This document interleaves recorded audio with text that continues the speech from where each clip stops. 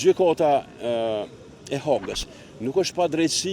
vetëm ndaj liderëve të luftës për çlirimin e Kosovës, por është një padrejtësi ndaj drejtësisë ndërkombëtare, ndaj drejtësisë botërore, ndaj drejtësisë njerëzore, ndaj humanizmit, sepse